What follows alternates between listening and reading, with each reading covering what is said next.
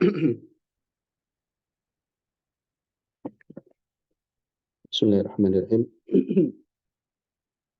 Alhamdulillahirabbil alamin.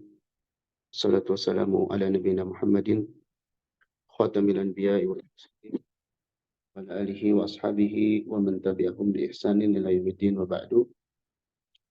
Alhamdulillah, pada pagi hari ini kita lanjutkan kembali kajian kita dari kitab Al-Wajiz Fil Adab Syar'iyyah, dan kita masih membahas tentang adab bersama Al-Quran. Adab bersama Al-Quran. Sekarang kita di poin yang ke-26.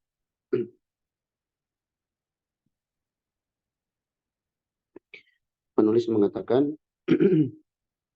yustahabbu at-ta'dib bi'adabit tilawah. Dianjurkan agar beradab dengan adab-adab yang berhubungan dengan tilawah Al-Quran. Dengan adab tilawah Al-Quran. Apa saja adab tilawah Al-Quran? Meminha diantaranya at-tasawwuku qabla al-qira'ah. Bersiwak sebelum membaca Al-Quran. Ya. Bersiwak itu menggosok gigi. Menggosok gigi sebelum membaca Al-Quran.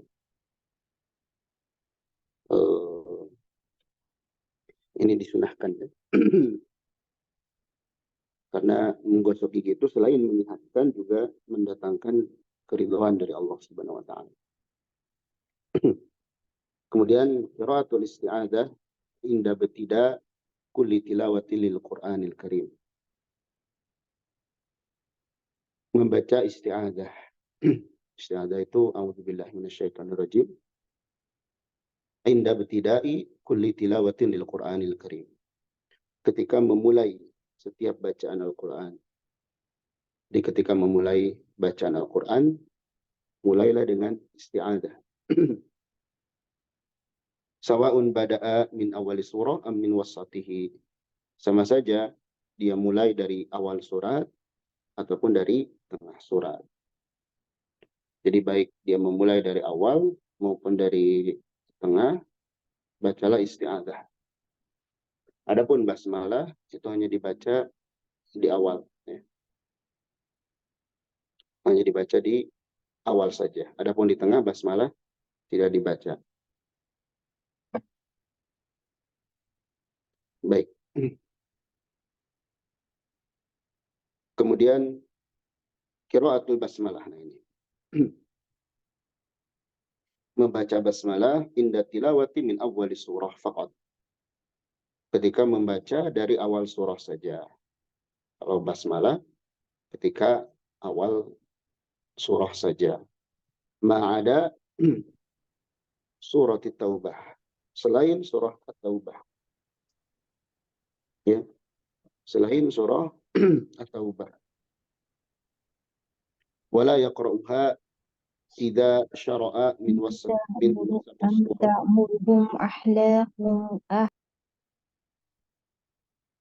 dia tidak membacanya ketika memulai di awal surah.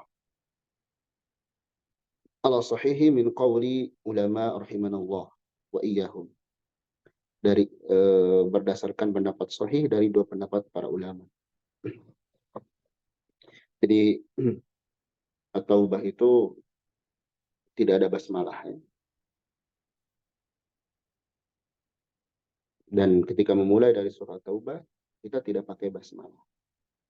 Sebab Taubah tidak memakai basmalah karena dulu sahabat Utsman bin Affan radhiyallahu an tidak menuliskannya.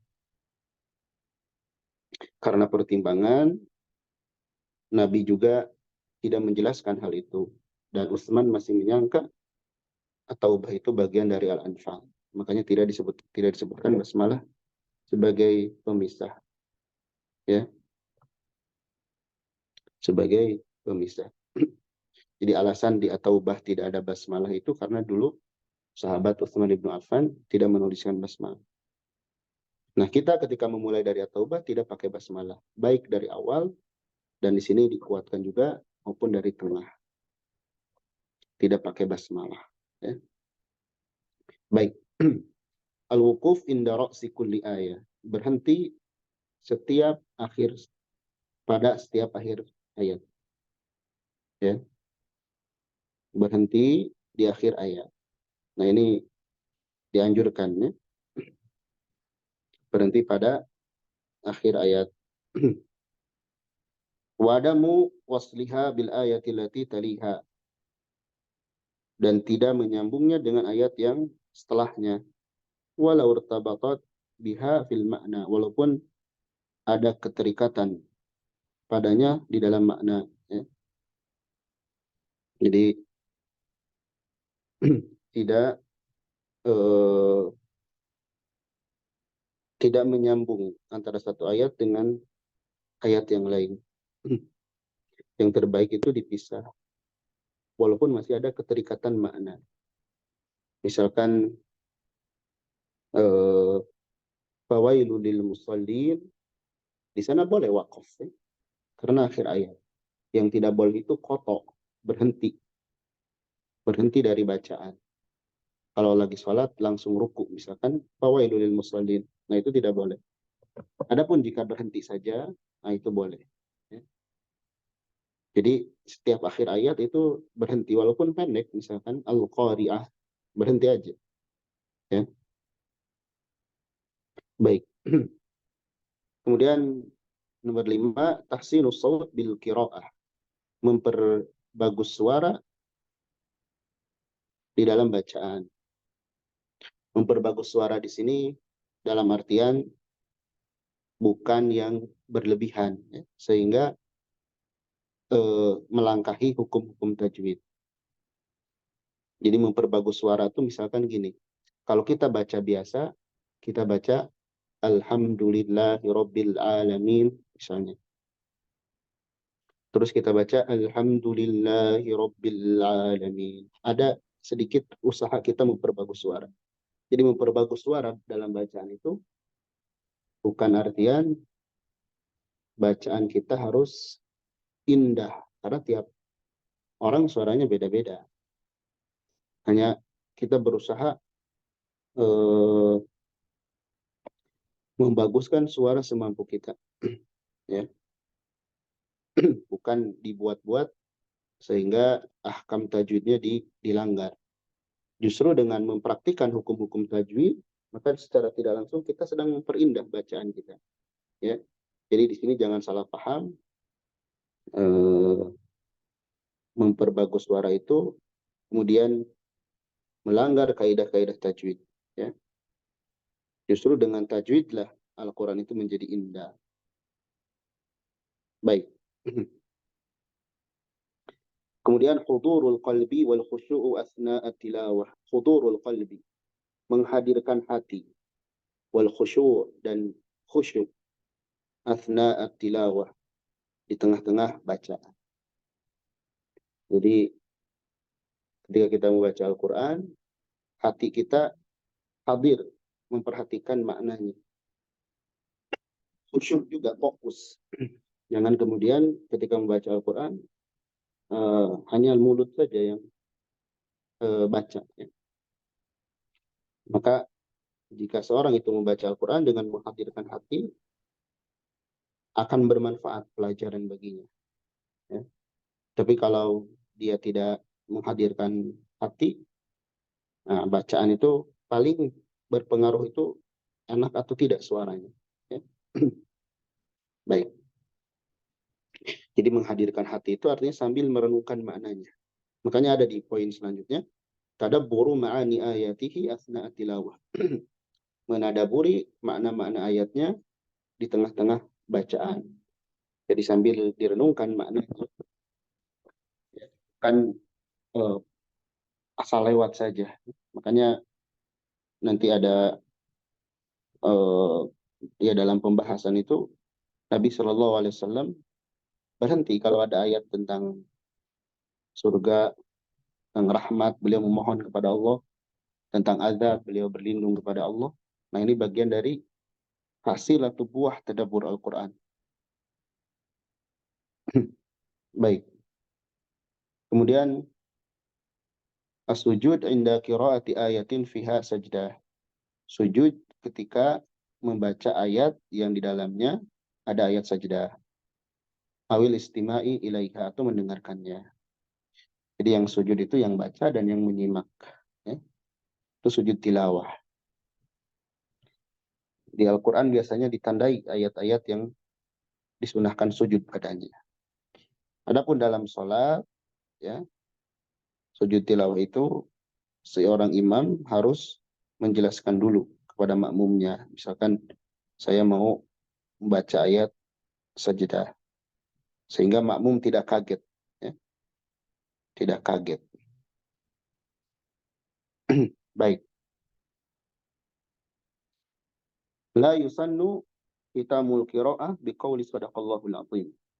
Tidak disunahkan menutup bacaan Al-Quran dengan ucapan sadaqallahul azim. Ya, jadi tidak ada sunnahnya ketika selesai membaca Al-Quran, membaca sadaqallahul azim. Para ulama berbeda hukumnya di sini. Yang tidak boleh sekali itu melazimkan, itu mengharuskan. Harus baca sadaqallah. Kalau tidak, berdosa. Li'annahu la asla laha. Karena tidak ada asal padanya akibat tilawati fi sunnah. Ketika selesai membaca tilawah di dalam sunnah, tidak ada asalnya. Jadi, tidak ada asalnya dalam sunnah mengakhiri setelah bacaan itu dengan sadaqallahul azim. Wala fi amali salaf. Tidak ada juga di dalam amalannya para salaf. Bahkan ia muhdasatun fit tilawah. Ini merupakan hal yang baru diada-adakan dalam tilawah. Wa ma kana rabbuka nasiya, dan tidaklah Allah itu Rabbmu lalai. Maksudnya kalau dilazimkan harus baca sadaqallah, itu tidak ada sunnahnya. Setelah baca Al-Quran gimana? Ya udah aja biasa. Kalau seorang guru biasanya bilang hasbuk, cukup, ya. Setelah baca Al-Quran seperti apa ya? Diam saja. Kalau beres majelisnya ya baca doa kifaratul majelis. Baik. Kemudian lam yasbut fis sunnah du'aun khasun. Tidak tetap di dalam sunnah doa yang khusus inda khatmil Qur'anil Karim, ketika menghatamkan Al-Quran Al-Karim. La fis salah wala kharijiha. Baik tidak ada di dalam salat maupun di luar salat.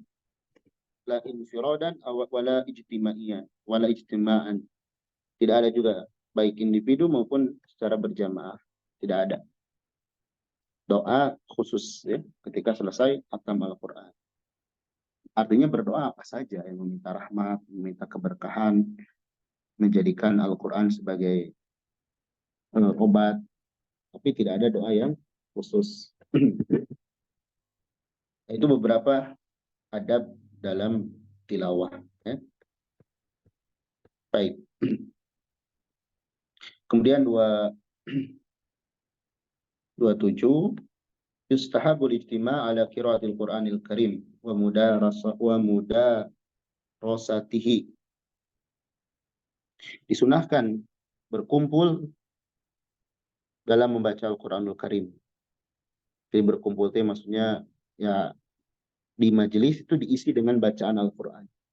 Bermajelis, membaca Al-Quran, dan mempelajarinya. Mudarasah di sini, mempelajarinya itu artinya apa namanya?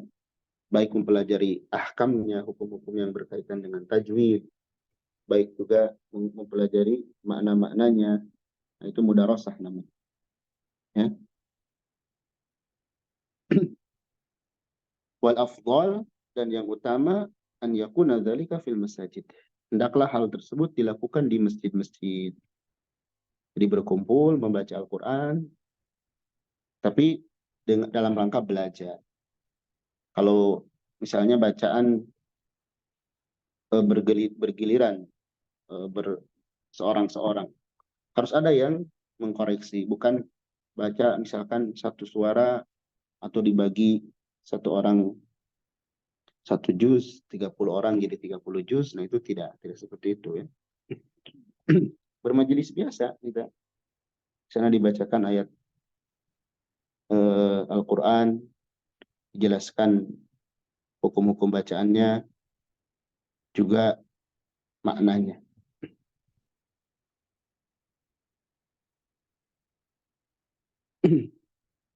Baik. Wala ba'sa an yakuna fi ghairiha. Dan tidak apa-apa juga dilakukan di selain masjid. Maksudnya di rumah, di kelas, itu tidak mengapa ya.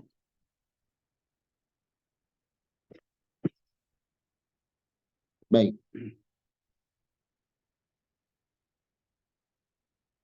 Kemudian yang ke-28, al-hadaru min tafsiril Quran bi ghairi ilmin. Hati-hati mentafsirkan Al-Quran tanpa ilmu ya. Jadi menjelaskan Al-Quran tidak pakai tafsir para ulama, tidak memakai pemahaman yang benar ya, tidak memakai pemahaman yang benar, apalagi main eh, asal asal sebut ayat tidak dijelaskan ini pendapat siapa. Nah, itu hati-hati ya. Wal jur'ah wal jur'ah itu berani ya, berani fil kalami ala ma'anihi bi ghairi ruju'in ila ulama tafsir. Berbicara terhadap makna-makna Al-Quran ya, bi ghairi rujuk, tanpa merujuk mengembalikan kepada para ulama tafsir ya. Wa kutubit tafsir wa ma'anil Qur'anil Karim al-ma'munah. Dan tidak merujuk kepada kitab-kitab tafsir dan makna-makna Al-Quran yang al-ma'munah, yang aman. Jadi belajar tafsir ya, itu harus ada panduan yang jelas. Kitab tafsirnya apa ya. Jangan asal-asalan. Sebagian orang tidak hati-hati dalam hal ini sehingga menyebabkan gagal paham terhadap makna Al-Quran.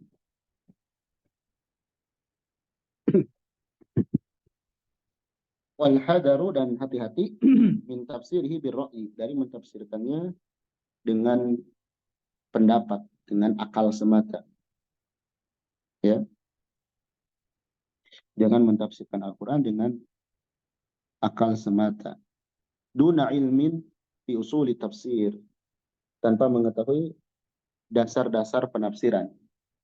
Ya. Wa qawaidihi as-sahihah, dan kaidah-kaidahnya yang benar. Jadi dalam tafsir Al-Quran itu ada usul fi tafsir. Ada ilmu alatnya. Kalau mau baca Al-Quran kan ada tajwid. Ilmu tafsir juga, selain dari kitab tafsir itu tersendiri, ada tafsir banyak ya, ada ratusan tafsir itu. Ada tafsir Ibnu Katsir, tafsir Imam Al-Baghawi, tafsir Qurtubi, tafsir Ibnu Jarir At-Tabari, tafsir Nasir As-Sa'di. Ada juga ilmu usulnya, ilmu kaidah-kaidahnya. Nah ini pun harus dipelajari bagi yang ingin mengajarkan tafsir atau ingin tahu tafsir lebih dalam. Ya. Jadi hati-hati. Kemudian tarkul idai bil Qur'anil Karim. Tidak mengganggu orang lain dengan Al-Quran. Memang ada mengganggu orang lain dengan Al-Quran. Ada. Wadzalika birafis saut bihi. Yaitu dengan mengangkat suara, mengeraskan suara raf'an mu'dhiyan lil akharina minal musallin awil qari'in awil na'imin aw ghairihim. Dengan mengangkat suara yang membuat nggak nyaman orang lain, baik orang sholat atau para pembaca atau orang yang tidur atau selain mereka. Jadi karena suara yang keras sehingga mengganggu orang lain. Nah, ini hati-hati. Jangan sampai mengganggu orang lain dengan bacaan Al-Quran kita karena dikeraskan. Ya. Fanil bayadi al-ansar radhiyallahu anhu anna Rasulullah sallallahu alaihi wasallam faraja 'alan nas wa hum yusalluna. Ya. Nabi pernah keluar menemui manusia dalam keadaan sedang sholat. Faqad 'alat aswatuhum bil qira'ah, dan telah keras ya suara mereka ya dalam bacaan Al-Quran itu. Keras suaranya. Nabi pun bersabda, innal musalliya yunaji rabbah. Sesungguhnya orang sholat itu sedang munajat kepada Rabbnya. Fal yandur bima yunaji bih. Maka perhatikanlah ya dengan apa dia munajat kepadanya. Wala yajhar ba'dukum ala ba'din bil Qur'an. Janganlah sebagian kalian saling mengeraskan ya, pada sebagian yang lain dalam bacaan Al-Quran. Jadi kecuali dalam majelis, misalnya majelis yang memang di sana tahsin, harus contoh suara harus diangkat. Nah itu beda. Ini masih sedang baca biasa atau sedang sholat yang memang di sana dengan suara pelan pun bisa. Nah, itu terbaik dengan suara pelan. Kalau kita di sebagian masjid ya, misalkan ini sebagai contoh di Masjid Nabawi atau di Masjidil Haram, kita tilawah biasa, misalkan nunggu azan, nunggu iqomah. Terus suara kita keras, misalkan. Itu pasti yang di pinggir kita ngingetin pelan suaranya. Karena ya mengganggu orang, ya. Kecuali kalau tadi di majelis tahsin. Baik. Wa aqallu ahwalin nahi al-karahiyah, dan paling minim keadaan larangan ini makruh. Jadi Nabi ini melarang ya setidaknya dalam tarapan makruh. Wa hadza fil ada al-yasir. Ini dalam hal yang mengganggu yang ringan. Wa qad yasilu ila tahrim, dan bahkan bisa sampai ke derajat haram idza kana al-adza zahiran, apabila mengganggunya itu betul-betul nampak. Misalkan ada orang yang sakit parah, terus di pinggir masjid itu baca Al-Quran, ribut, pakai toa misalkan, terus membuat semakin parah penyakitnya. Nah itu kegiatan tersebut bisa jadi jatuh ke perkara yang haram. Ya. Dan disengaja misalkan, padahal tahu dia di tetangga itu ada yang sakit. Nah itu hati-hati.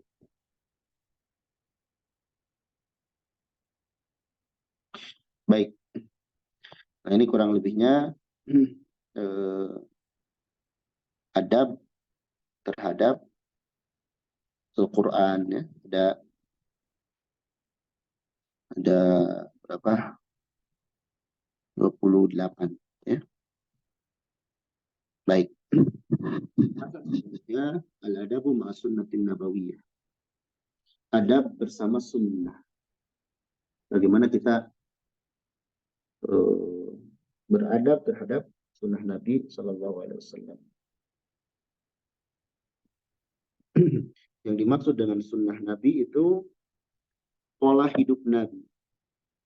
Ya. Jadi sunnah itu jalan hidup, cara hidup Nabi.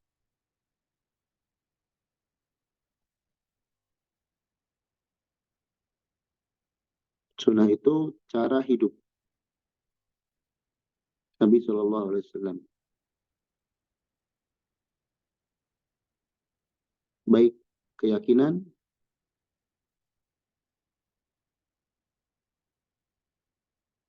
ucapan, perbuatan, dan penetapan.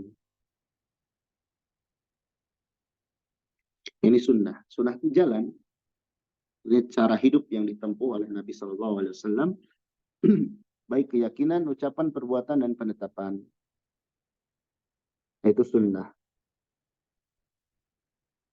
Bedakan dengan sunat. Kalau sunat itu salah satu dari hukum. Dikerjakan mendapat pahala, tidak dikerjakan tidak apa-apa. Terus sunnah Nabi hukumnya apa? Beda-beda nanti. Ada yang wajib, ada yang sunat.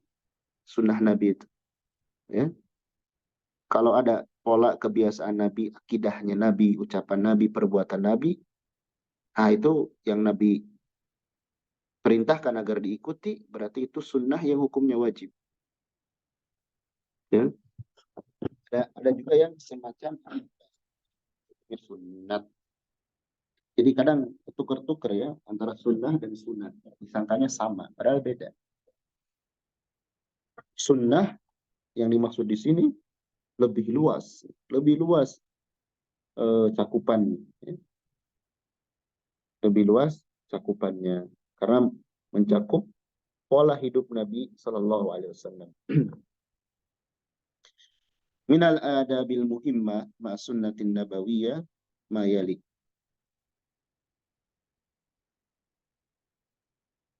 Termasuk adab yang penting bersama sunnah Nabi ma yali sebagai berikut.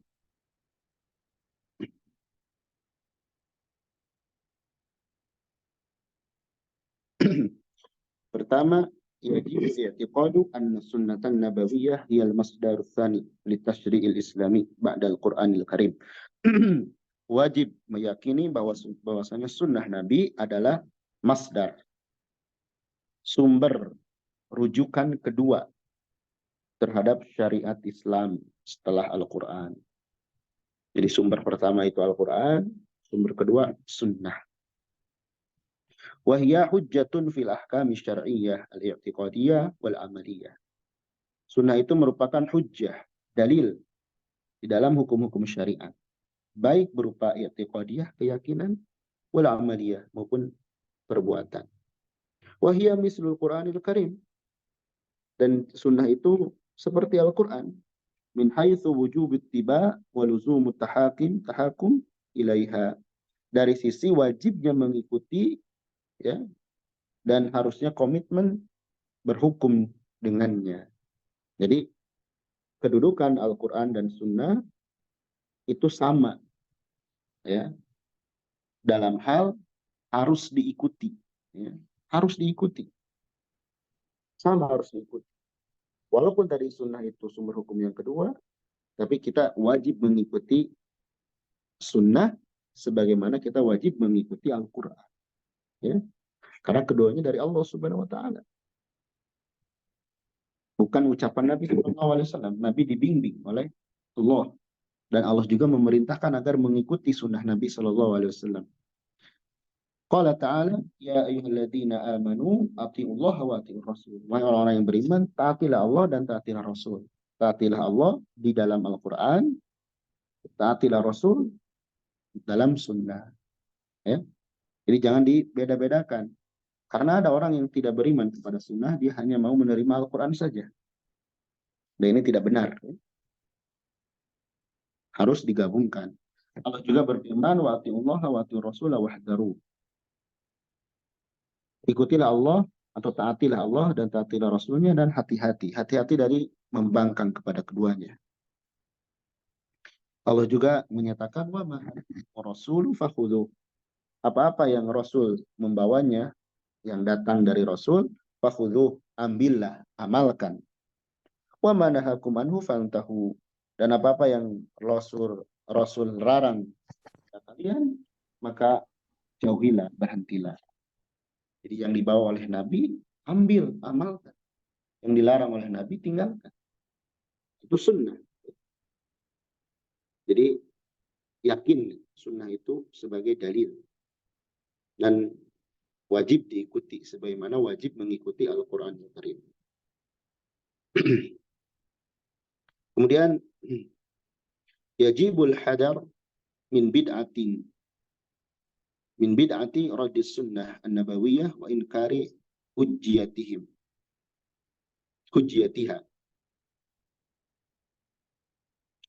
Wajib berhati-hati dari perbuatan bid'ah.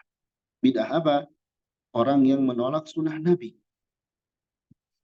Jadi termasuk perbuatan bid'ah itu menolak sunnah Nabi dan mengingkari sunnah itu bisa dijadikan dalil. Kehujahan sunnah di ini. Nah itu hati-hati, jangan seperti itu. Kita jangan menolak sunnah, jangan mengingkari sunnah itu sebagai dalil. Nggak boleh. Itu merupakan perkara bid'ah. Di perkara bid'ah itu ada yang mengada-ngada atau menolak.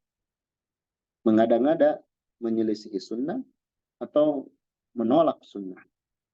Wa za'mi bi anna al-Qur'an wahdahu kafin, dan meyakini bahwasanya Al-Qur'an saja kafin, cukup fi bayani ahkam syariah, dalam penjelasan hukum-hukum syariat.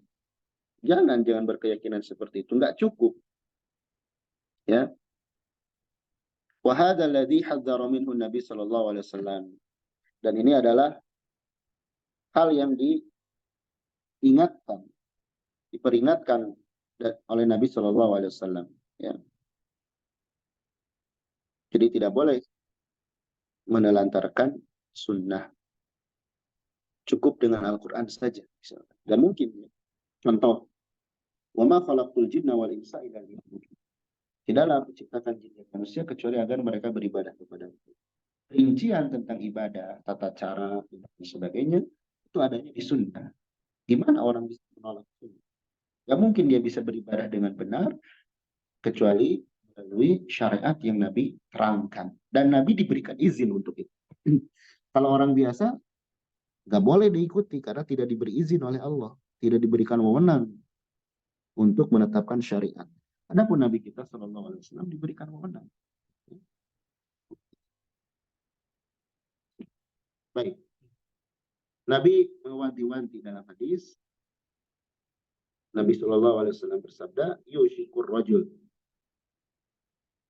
muttaki'an ala arikatihi. Manusia itu berkumpul. Kemudian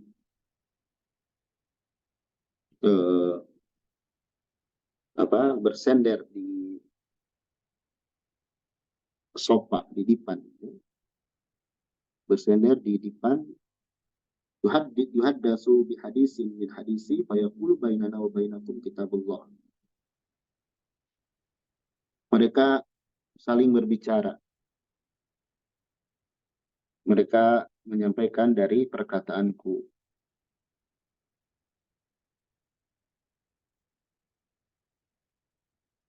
Fayaqulu bainana wa bainakum kitabullah.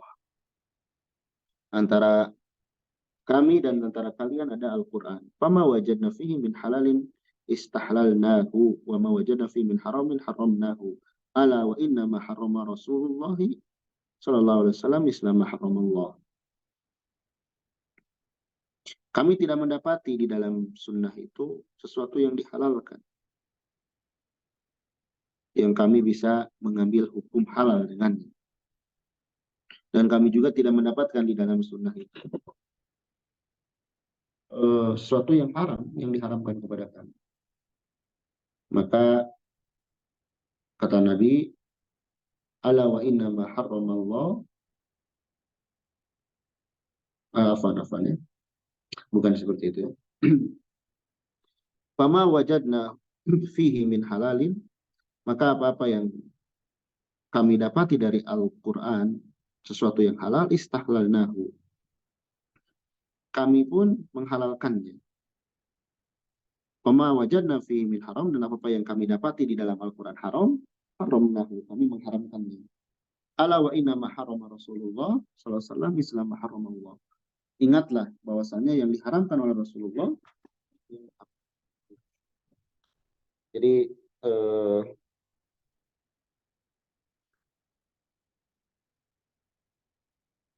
ada sekelompok orang yang intinya mereka hanya percaya kepada Al-Quran. Ya. Yuhaddasu, mereka justru membuat hal yang baru dengan perkara dengan hadis Nabi Shallallahu Alaihi Wasallam. Terus Nabi betul, eh, kita punya Al-Quran katanya, punya Al-Quran betul. Tapi apa-apa yang dihalalkan di dalam Al-Quran, Nabi pun sama menghalalkan. Yang diharamkan oleh Al-Quran, Nabi pun mengharamkannya. Karena hakikatnya yang Rasulullah haramkan itu seperti yang Allah haramkan juga. Maksudnya Nabi itu atau sunnah Nabi tidak mungkin bertolak belakang dengan Al-Quran. Yang ada saling melengkapi. Dan tidak boleh merasa cukup dengan Al-Quran saja. Sangat-sangat perlu. Makanya di antara fungsi sunnah itu menjelaskan Al-Quran. Merinci Al-Quran. Ya. Karena ada sebagian yang menolak hujah sunnah. Bahkan menjelek-jelekan sunnah. Ya. Justru nanti kalau kita lihat sunnah Nabi Shallallahu Alaihi Wasallam itu harus diagungkan. Harus diagungkan, dicintai, kemudian diamalkan, dibela, bukan malah ditelantarkan.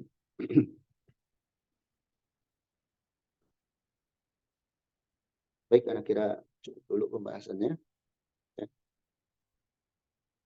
Nah, ini penting terkait sunnah. Ya. Karena sebagian orang menyangka sunnah itu sunat. Bedakan antara sunnah dan sunat. Ya. Dan seluruh sunnah Nabi Shallallahu Alaihi Wasallam itu baik, membawa manfaat kepada kita. Ya. Tidak ada sunnah Nabi Shallallahu Alaihi Wasallam yang bertolak belakang dengan Al-Quran Al-Karim. Justru melengkapi Al-Quran Al-Karim. Ya, makanya di antara belajar yang bermanfaat adalah belajar Al-Quran, belajar sunnah, berdasarkan pemahaman para salaful ummah, salafus salih dari umat Islam ini. Demikian yang bisa kita bahas pada pagi hari ini. Kurang lebihnya mohon maaf. Semoga bermanfaat, khusus bagi yang menyampaikan, juga bagi yang menyimak. Semoga dicatat sebagai amal soleh di waktu terbaik di bulan Ramadan ini. Barakallahu fikum. Subhanakallahumma bihamdik. Asyhadu an la ilaha illa anta astaghfiruka wa atubu ilaik.